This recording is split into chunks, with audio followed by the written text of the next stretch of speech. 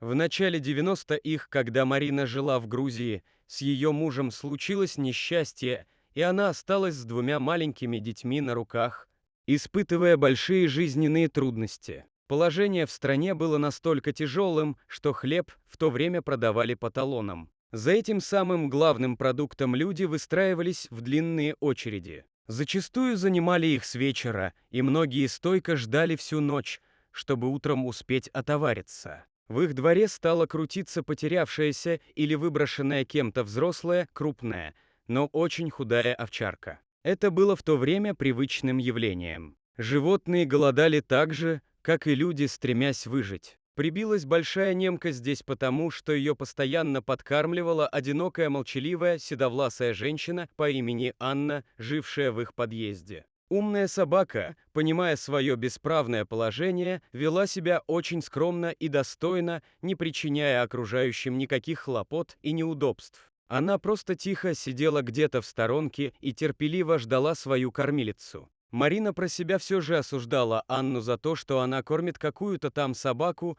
когда с продуктами дела обстояли так плохо. Жильцы во дворе стали недовольно ворчать. Им не нравилось такое соседство с бродягой. В конце концов, Анна забрала собаку к себе домой, назвав Даной. Она стала водила ее гулять на поводке, как и положено ходить по улицам города хозяйской собаке. Немка заметно поправилась и похорошела. Думая о том, сколько же ест такая здоровенная собака, Марина считала свою соседку по подъезду очень странной женщиной не от мира. Впрочем, все остальные обитатели их дома и соседних домов в открытую обсуждали поступок ненормальной, с их точки зрения, собачницы, забравшей домой бродячую псину и отдававшей ей свой хлеб. Однажды, когда только начало рассветать, Марина закрыла на замок спящих малышей, чтобы успеть к занятой с вечера очереди за хлебом, которую охраняла женщина из соседнего дома. Она рассчитывала быть одной из первых за еще теплым хлебом и вернуться домой часов в 8 перед тем, как проснутся ее дети. Выйдя во двор, она было направилась по направлению к магазину, но не успела сделать и десятка шагов, как к ней подошла неизвестно откуда взявшаяся довольно крупная рыжая собака. По всему было видно, что настроена она враждебно. Двор был пуст, не было видно ни одного человека. Вслед за рыжим псом, остолбеневшую от ужаса женщину постепенно начала окружать целая стая злобно рычащих оголодавших собак, надеющихся получить хоть что-то съестное. Их было с добрый десяток. Голод гнал их к людям. У Марины была только пустая сумка с кошельком, в котором лежали последние деньги и талоны на хлеб, да носовой платок в кармане кофты. Бросить злым псам было совсем нечего. Женщина, приготовившись к самому худшему, крепко прижала к груди сумку, зажмурила глаза, молясь про себя о спасении и оставленных под замком детях. Сейчас собаки расправятся с ней и обрекут ее детей на голодную смерть. Вдруг громко хлопнула дверь их подъезда. Марина увидела ту самую женщину с ее большой, подобранной на улице овчаркой на поводке. «Стой на месте! Не двигайся!» — крикнула ей Анна и, не спуская сильную питомицу с поводка, подошла к Марине. Дана разогнала собак. Они разбежались, предпочитая не связываться даже кучей с грозной овчаркой, приготовившейся стоять насмерть, защищая человека. Марине стало очень стыдно, ведь она осуждала эту женщину за ее доброту, за то, что не осталась равнодушной к погибающей овчарке, которая сейчас спасла жизнь ей, а значит и ее детям. Если бы с ней,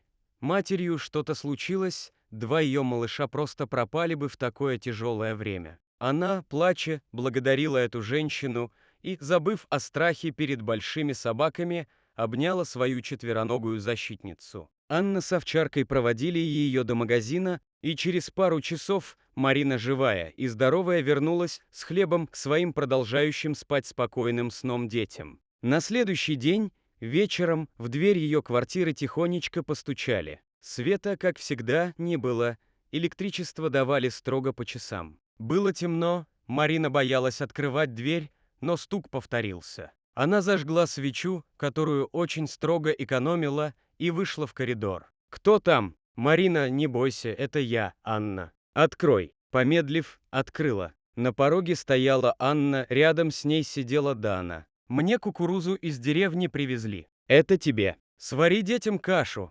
Она положила на пол сверток с тяжелыми початками. «И вот еще детям». Женщина протянула ей горстку карамелек, вложив в ладонь. Марина с трудом выдавила из себя слова благодарности, нахлынувшие слезы сдавили горло и не давали ей говорить. Анна с овчаркой ушли, а она еще долго стояла и плакала, сжимая в руке подаренные конфеты. Через 1,5 года ей посчастливилось уехать с детьми в родную Самару, где она вышла замуж за своего бывшего и довольно преуспевшего одноклассника. Выбравшись из нужды, Марина собрала Анне 2 посылки, положив в одну конфеты, печенье, воблу и красивый теплый платок.